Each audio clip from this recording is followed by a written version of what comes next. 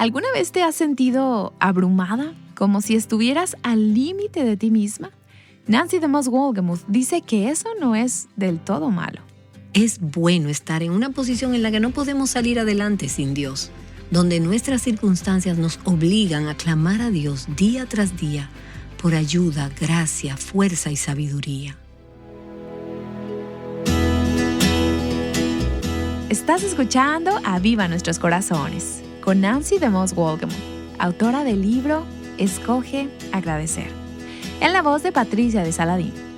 Hoy, 17 de septiembre de 2025.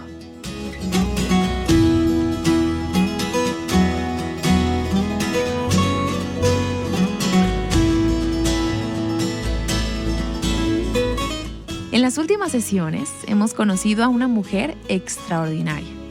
Ella le hace bien a su esposo, tiene un gran corazón para su hogar y provee alimento para su familia. Hemos estado leyendo sobre esta mujer en Proverbios capítulo 31. Y Nancy nos ha estado explicando este pasaje. Nos ha recordado que no podemos ser como esta mujer por nuestra cuenta y no tenemos por qué procurar serlo en nuestras fuerzas. Cristo es nuestra justicia perfecta y no tenemos que hacer nada más para ganar favor o ser una buena esposa o ser una buena madre.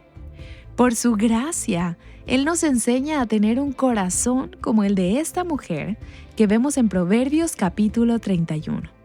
Aquí está Nancy para continuar con el pasaje. El versículo 16 nos dice: evalúa un campo y lo compra. Con sus ganancias planta una viña. Ahora, este versículo nos deja claras varias cosas. La primera y más obvia es que ella considera, ella piensa antes de gastar. No es una compradora compulsiva, ni es una de esas mujeres que sale, ve algo y dice, cómpralo a crédito, sino que ella se detiene a pensar. ¿Es algo que necesitamos? ¿Es algo que beneficiará a nuestra familia? ¿Es una compra con la que mi esposo se sentirá bien? Porque recuerda, el corazón de su esposo confía en ella. Así que no tomará decisiones que vayan en contra de su dirección y de su liderazgo para la familia. ¿Es algo que podemos permitirnos? Ella piensa antes de comprar. Mi papá solía bromear con mi mamá sobre cómo ella le ahorraba miles de dólares en las rebajas o especiales. Y es que el hecho de que algo esté en oferta no significa necesariamente que sea una buena compra. O que sea algo necesario, o que sea el momento adecuado, o que la familia pueda permitirse. Ahora, debo decir que mi padre apreciaba mucho todo el dinero que mi mamá le ahorraba en esas rebajas, ya que ella vestía a nuestra familia de 7 hijos y hacía compras cuidadosas, sabias y consideradas. Y eso es lo que caracteriza a una mujer virtuosa o excelente. Así que aquí tenemos a una mujer que ve un campo a la venta. Ella considera su valor, considera la situación financiera de su familia, sus necesidades, sus prioridades y su planificación financiera. Ella consulta con su esposo y ellos juntos acuerdan qué es lo mejor para su familia. Luego ella sigue adelante y realiza la compra, pero lo hace como miembro del equipo porque ella sirve a su familia. Y hay que tener en cuenta que probablemente no se trataba de un rancho, sino de un terreno, de una propiedad que se utilizaría para generar ganancias y beneficios económicos para su familia. La traducción ampliada en inglés dice, ella considera un nuevo terreno antes de comprarlo o aceptarlo, expandiéndose con prudencia y sin descuidar sus deberes actuales al asumir otros nuevos. Con el ahorro de tiempo y energía, planta vides fructíferas en su viñedo. Así que aquí tenemos a una mujer con buen instinto para los negocios, una mente sabia para los negocios y que sabe cómo determinar si algo será valioso para satisfacer las necesidades de su familia. Ahora, hay muchas mujeres que no creen que sea importante tener una buena cabeza en asuntos financieros. Y eso en realidad puede suponer una gran carga y una responsabilidad adicional para su esposo y para su familia. El cómo exactamente se reparten todo esto, un esposo y una esposa, se puede conversar El esposo dará la dirección general sobre quién hace los pagos, quién firma los cheques, quién lleva la contabilidad, pero sabemos que la dirección y el liderazgo básicos de la familia vendrá, por lo general, según el ideal de Dios, a través del esposo. Pero aquí tenemos a una mujer que es compañera de su esposo. Ella es su ayudante. Por lo tanto, se da cuenta de la importancia de ser capaz de pensar con sabiduría y prudencia en asuntos financieros. Y he visto situaciones en las que la impulsividad o las exigencias de una mujer ha generado una presión increíble sobre su esposo y su familia. Y en algunos casos han terminado en bancarrota, en divorcio, en conflicto, miseria y dolor incalculables para la familia debido a una mujer que actuó de forma independiente y que tomó decisiones financieras basadas en sus propios placeres y sus propios deseos, en lugar de basarse en lo que era mejor para los intereses de la familia. Una mujer que necesitaba tener cosas, tenía que poseer cosas de diseñador y tenía que tener cosas caras y no podía o no quería vivir dentro de los medios y el presupuesto familiar. Es mejor para tu familia tener menos y no tener tantas cosas, tener un solo vehículo en lugar de dos, tener menos cosas y esperar para conseguir esa casa más bonita o más grande, estar más apretados de presupuesto durante un periodo de tiempo, pero tener paz en tu hogar, amor en tu hogar y unidad de espíritu en tu hogar, que gastar el dinero que tu esposo no gana u obligarlo a aceptar otro trabajo o irte de compras para poder mantener ese hábito y luego tener que vivir con las cuentas, las deudas, la presión, el conflicto, las discusiones. Sabes también como yo que muchas discusiones en los matrimonios se basan en cuestiones económicas, porque las mujeres y los hombres no forman un equipo. El esposo y la esposa no actúan juntos como uno solo. Y entonces, aquí la esposa tiene la enorme responsabilidad de creer que Dios proveerá la gracia, la sabiduría y la creatividad para vivir con los recursos que el Señor provee a través de su esposo. Y permíteme decir que al observar esta mujer ideal, esta mujer virtuosa, este espejo, como nos dice Matthew Henry, este retrato de la feminidad piadosa, quiero reconocer que hay muchísimas mujeres que viven en situaciones que distan mucho de ser ideales. Esta mañana revisaba un archivo de correos electrónicos que recibimos en Aviva Nuestros Corazones. Algunos son muy alentadores, mujeres que están casadas con hombres piadosos y que en realidad son matrimonios que buscan al Señor y tratan de criar a su familia en los caminos de Dios. Y ya es bastante difícil vivir así en este mundo, incluso con el mejor matrimonio y con las mejores intenciones. Pero también recibimos muchos otros correos electrónicos y cartas de mujeres que dicen: no te imaginas cómo es mi hogar. Mi esposo es alcohólico, mis hijos consumen drogas. Vengo de un entorno abusivo. Me he divorciado 2 veces, soy madre soltera y estoy sola con todos estos niños. Y algunas de estas mujeres realmente desean agradar al Señor, pero se encuentran en circunstancias que no son ideales. Sé que probablemente esto sea lo normal hoy en día, mucho más normal que la imagen que vemos en Proverbios 31 de un esposo y una esposa temerosos de Dios y que crían hijos en el temor del Señor. Bueno, permíteme decir que eso no sucede de la noche a la mañana. Ninguna familia comienza así en términos de madurez, sino que requiere un proceso, requiere crecimiento.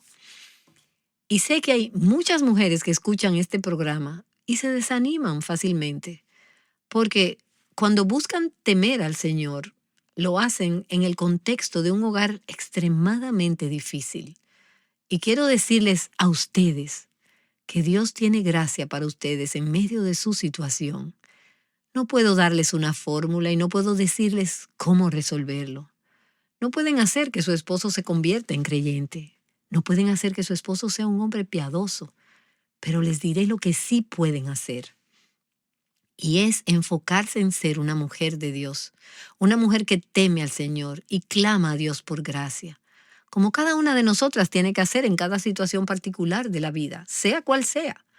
Dile al Señor, dile a Dios, Señor, no puedo hacer esto sin ti.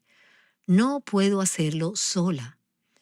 Y es bueno estar en una posición en la que no podemos salir adelante sin Dios, donde nuestras circunstancias nos obligan a clamar a Dios día tras día por ayuda, por gracia, fuerza y sabiduría.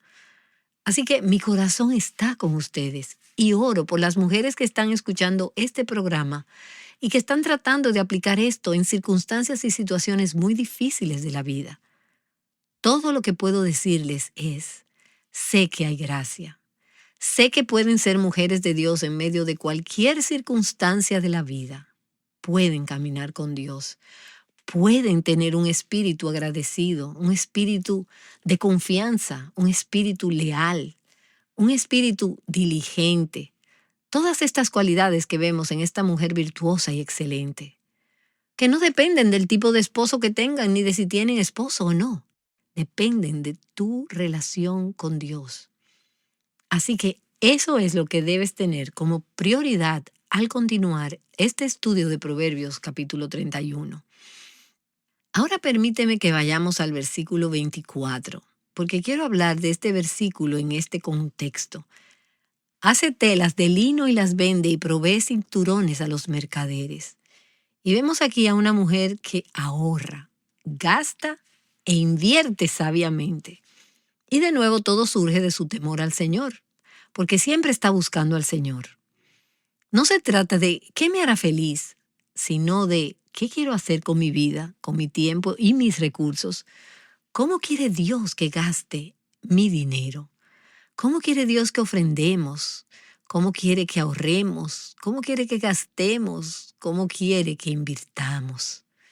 La sabiduría viene del Señor. Y sé que muchas mujeres, especialmente aquellas de ustedes que han tomado la difícil decisión de quedarse en casa cuando tienen hijos y no generan ingresos, en muchos casos es muy difícil llegar a fin de mes. Y eso requiere la sabiduría de Dios para saber cómo hacerlo. Necesitas clamar al Señor y decirle, Señor, tú eres nuestro proveedor supremo. Pídele que satisfaga tus necesidades. Y no solo voy a usar la razón y el entendimiento humano para decir, bueno, eso significa que tengo que buscar un trabajo. Quizás Dios quiere proveer para tu familia de maneras más parecidas a como lo hizo con los hijos de Israel en el desierto cuando les envió maná del cielo. Y puede que digas, pero Dios no haría eso. Pero te diré algo, si confías en Dios y le obedeces, Dios hará lo que sea necesario para satisfacer tus necesidades. Él usó un cuervo para alimentar a Elías en tiempos de sequía. Y si Dios necesita enviar un cuervo para alimentarte, soy lo suficientemente simple como para creer que si es necesario, Dios puede hacerlo. Y puede que lo haga. Él hará lo que sea necesario para satisfacer tus necesidades mientras caminas en fe y obediencia. Ahora, esta mujer está invirtiendo sus ahorros y las ganancias de su trabajo para aumentar el capital familiar, para mejorar su bienestar financiero. Y hemos visto que ella confecciona ropa para su familia. Ella es trabajadora y hace más de lo que su familia necesita, de modo que le sobra lo suficiente para hacer dos cosas. En primer lugar, y hablaremos de esto más adelante, ella puede ser generosa, ella puede ayudar a los pobres, pero también hace lo suficiente como para vender el excedente. Ella vende cinturones y tela a los comerciantes, lo que genera ingresos adicionales para la familia. Pero el hacer esto no la convierte en el sustento de la familia. Y entiendo en que hay situaciones en las que una mujer no tiene otra alternativa que ser el sustento principal de la familia. Pero aquí estamos hablando de cuál es el ideal. Hay quienes tomarían a la mujer de este pasaje como ejemplo de una mujer profesional y dicen, mira, esta mujer de Proverbios 31 está allá afuera, vendiendo, comprando campos, vendiendo cinturones, vendiendo mercancía o lo que sea. Pero te diré algo. Al meditar en este pasaje, te darás cuenta de que esta mujer no representa nuestra visión moderna de una mujer profesional. Al contrario, ella trabaja desde su casa. Ella confecciona estas prendas en casa y luego las vende a los comerciantes. Pero eso no significa que sea comerciante. Cuando dice que es como las naves de mercader, se refiere a que trae a su casa comida y provisiones, no necesariamente un sueldo.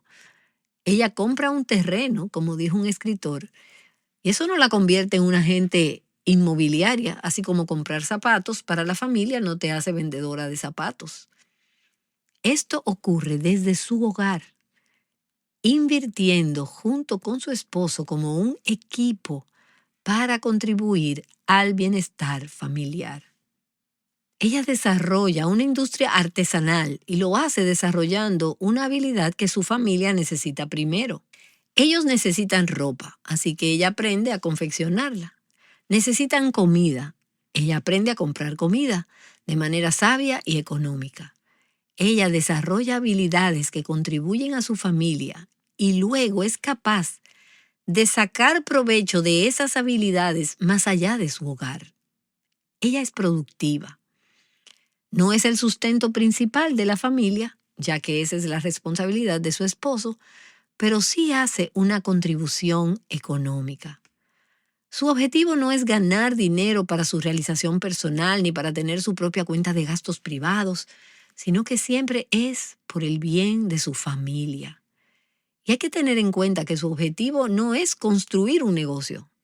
Su objetivo es construir, edificar un hogar, una familia, ayudar a su esposo, a sus hijos, construir un nombre familiar, edificar la próxima generación. Y Proverbios capítulo 14 en el versículo 1 dice, la mujer sabia edifica su casa, pero la necia la derriba con sus manos. Esta mujer no está ahí para hacerse de un nombre, para tener su propia carrera, su propia reputación, su propio dinero. No, ella es una con su esposo. Está comprometida a servir, amar, dar e invertir en todo lo que pueda, incluso financieramente, para que su familia sea todo lo que Dios quiere que sea. Y Señor, mientras estudiamos este pasaje, pienso en las mujeres que conozco que viven en hogares donde les cuesta llegar a fin de mes. Algunas esposas y esposos han tomado juntos la difícil decisión de que la esposa esté presente en el hogar, especialmente durante los años de crianza, para dedicar su tiempo, atención y afecto a su familia. Y sé que en esta economía donde se considera casi esencial tener 2 ingresos, algunas han tomado la decisión valiente y difícil de estar dispuestas a vivir con menos y confiar en que tú proveerás para sus familias, para que ellas estén en casa cuidando de su familia, de su esposo y de sus hijos. Y quiero levantar de manera especial estas mujeres hacia ti, Señor, y orar para que las animes, las fortalezcas, les enseñes a ellas y a sus esposos a clamar a ti como su proveedor, que les enseñes a caminar por fe, que les demuestres tu poder para proveer de maneras sobrenaturales en este mundo tan secular. Te pido que sus hogares y sus vidas se conviertan en un testimonio, en un tributo a tu poder y de tu capacidad para satisfacer sus necesidades. Y te ruego que les des sabiduría y les muestres cómo pueden contribuir económicamente al bienestar de su familia. Muéstrales cómo desarrollar habilidades y destrezas que puedan usar, no solo para ministrar a su familia, sino también para ser generosas, que tengan ingresos adicionales al trabajar desde sus hogares. Enséñales a ser productivas, a dar fruto, a ser emprendedoras y a ser sabias. Y glorifícate, Señor, mientras buscamos vivir las prioridades que has establecido para nuestras vidas. Te pido todo esto en el nombre de Jesús. Amén. Cuando te esfuerzas por administrar bien las finanzas de tu hogar, glorificas a Dios. Nancy DeMoss Wolgemuth nos ha ayudado a comprender esto al guiarnos a través de Proverbios capítulo 31. Tú y yo hemos sido creadas para dar gloria a Dios y en Aviva Nuestros Corazones queremos ayudarte de diversas maneras a hacerlo. Una de ellas es aprendiendo a abrazar y amar el diseño de Dios para ti como mujer. Es por eso que nos encantaría que obtengas una copia del folleto de Nancy titulado Retrato Bíblico de la Mujer. Este recurso analiza lo que la Biblia dice sobre glorificar a Dios como mujer. ¿Y sabes? No puedes vivir lo que escuchamos hoy sobre la buena administración de las finanzas familiares si no tienes un corazón contento. Erin Davis habló con Melissa Kruger sobre el contentamiento aquí en Aviva Nuestros Corazones. Para cerrar el episodio de hoy, escucharemos un poco de esa conversación. Empecé a ver esto cuando vivía en una ciudad que sinceramente era muy rica y muy adinerada. Las mujeres lo tenían todo, y yo, en cierto modo, también vivía así. Sin embargo, también luchaba por sentirme satisfecha. Parecía algo difícil de alcanzar, pero que siempre estaba a la vuelta de la esquina. Como por ejemplo, cuando todos los niños se vayan a la escuela, cuando consigamos la casa ideal, cuando estemos en el vecindario ideal. Y esto era algo que llevábamos haciendo desde la universidad, ¿verdad? O quizá incluso desde antes. Cuando entré a la universidad, empecé a darme cuenta de que esto parecía ser un patrón de vida que tal vez tenía algo que ver conmigo y no solo con mis circunstancias. Fue en esa lucha y realmente en mi estudio de las Escrituras que llegué a comprender que este es un patrón de pecado y así es como se manifiesta en mi corazón, en lugar de verlo como circunstancias que me siguen sucediendo. Entonces, estás diciendo que el grito de la persona codiciosa es: la vida no es justa. ¿Cómo relacionas esa sensación de injusticia con la codicia? Creo que la raíz está dentro de nosotras, en cómo miramos la vida. Y yo hice esto desde niña, con mi hermano. Es un gran lugar para aprender acerca de tu pecado, simplemente tener un hermano. Recuerdo que iba donde mi mamá y le decía, eso no es justo, la vida no es justa. Y mi mamá siempre respondía, la vida no es justa. Creo que es una de las mejores cosas que me enseñó. Y qué preparación para la vida. Ciertamente, no es justa. Algunas personas entrarán en mejores universidades que tú. Otras ganarán más dinero que tú. Otras tendrán mejores matrimonios que tú, mejores hijos que tú. Así es la vida y realmente no sabemos cómo será nuestra vida. Ni siquiera creo que sepamos cuántas expectativas tenemos en la vida hasta que nos adentramos en ella y de repente nos damos cuenta de que no se están cumpliendo. En el fondo de nuestra alma clamamos a Dios, no has sido justo conmigo. Ese es un dolor muy profundo. El Evangelio dice, la vida no es justa a tu favor o por tus logros. Merecías una eternidad de castigo e ira, y todo ha sido derramado sobre Cristo, el Hijo de Dios. Así que si para alguien la vida no ha sido justa, fue para Cristo. Hoy estamos aquí porque su sangre fue derramada por nosotras. Entonces, ¿cómo puedo decir que Dios no ha sido justo conmigo? Eso es un insulto a la gracia que he recibido y básicamente, al hacerlo, estoy comparando lo que no tengo con la cruz de Cristo. Digamos que no tengo un auto con puertas corredizas, y eso no es por lo que solemos quejarnos, simplemente es un ejemplo sencillo.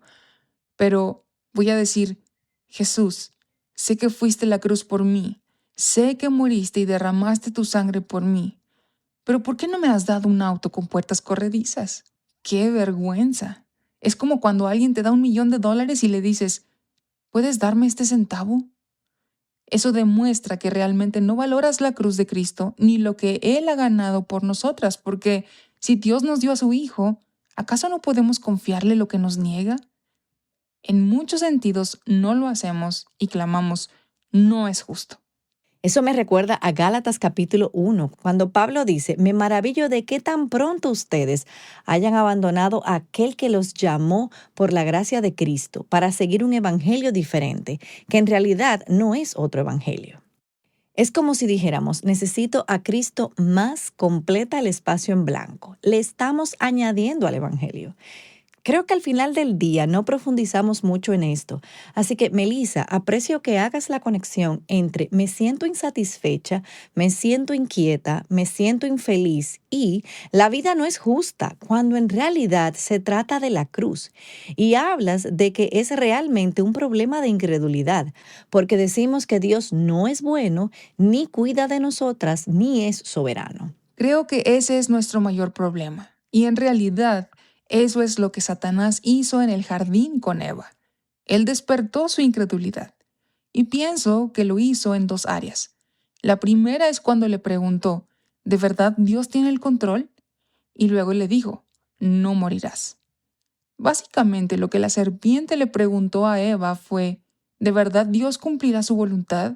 ¿Hará lo que dijo que haría? ¿Cumplirá sus promesas? Exacto. Y luego lo segundo fue que cuestionó la bondad de Dios. Es como si hubiera querido reprobar a Dios por ocultarle algo a Eva cuando le dijo, ¿qué pasa con ese árbol? ¿Por qué no puedes comer de él? Dios sabe que serás como él. El enemigo despertó la incredulidad al cuestionar la bondad y la soberanía de Dios y el hecho de que Dios reina. Y pienso que eso es exactamente lo mismo que hace con nosotras. Cada una de nosotras duda de diferentes maneras. Yo tristemente lo he hecho de esta manera. ¿Es Dios realmente bueno conmigo? Pero para otros sería, ¿puede Dios realmente hacer lo que dijo que haría? ¿Cómo puede cumplir sus buenas promesas para mí si esto es verdad en mi vida? Así que siempre lidiamos con este mismo tipo de incredulidad que puede presentarse en diferentes maneras. Pero creo que la incredulidad es la raíz del asunto. Mientras mencionabas lo que sucedió con Eva, pensaba en lo fácil que fue engañarla. Y me refiero a que ella cayó en la trampa. No hubo que convencerla, no tuvieron que discutirlo. Y creo que porque esas mentiras están tan arraigadas en nuestro corazón, caemos en ellas. Yo sé que a mí me pasa una y otra vez. Así es, son esas pequeñas preguntas las que alborotan todo. Totalmente. Mencionaste 3 características de la codicia que son muy importantes. Primero, la codicia es un patrón pecaminoso y no una circunstancia. Uy, ¿cuál es la diferencia? Bueno, creo que la mayoría podemos identificarnos porque miramos atrás y vemos ese patrón en nuestras vidas. Si piensas en lo que realmente querías a los 15 años, quizás te rías. ¡Un novio! Sí. Y ahora piensas, me alegro tanto de no haberme casado con ese chico. ¡Oh, sí! Exactamente. Y realmente querías algo o a alguien. Cuando miras atrás, a tus 20 años, anhelabas algo más. Cuando llegas a los 30, anhelas otra cosa. Luego a los 40 y así sucesivamente. Ese es un patrón que continúa en la vida. Y me di cuenta de que es realmente un patrón de pecado porque nos sigue robando el gozo y no lo hace solo en nuestras circunstancias. La realidad es que Cristo dijo, estas cosas les he hablado para que en mí tengan paz. En el mundo tienen tribulación, pero confíen, yo he vencido al mundo. Juan 16:33. Es como si no quisiéramos esa segunda parte. Queremos escuchar sobre paz y por eso pensamos que la paz debería descender directamente desde el cielo hasta nosotras. Pero Cristo dice que el mundo y las circunstancias que enfrentarás aquí están llenos de problemas. Entonces Él nos asegura, en mí encontrarás paz, no en las circunstancias que permito en tu vida. Cuando nos sentimos esclavas de nuestras circunstancias, siempre reaccionamos a ellas y nos sentimos golpeadas por la vida. Pero cuando lo reconocemos como un patrón de pecado, entonces es cuando podemos luchar contra eso. No se puede luchar contra una circunstancia. Intentamos controlarla y hacer que suceda como queremos. Sara lo hizo con Abraham y no le fue bien.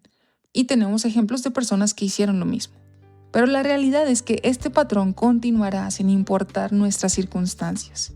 Por eso debemos aceptar que puede que consigamos lo que queremos, pero nuestro corazón seguirá luchando con este patrón. Ellas son Melissa Kruger y Erin Davis hablando sobre cómo encontrar contentamiento en el Señor. Esa es la base de todas nuestras decisiones financieras. Ahora, ¿sientes que a menudo te falta la fuerza para terminar tu trabajo del día?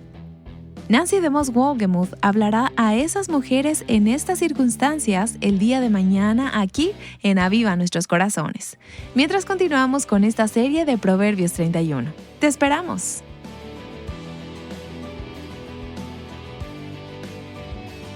Ayudándote a descubrir y abrazar el diseño de Dios para tu vida, Aviva Nuestros Corazones es un ministerio de alcance de Revival Hearts.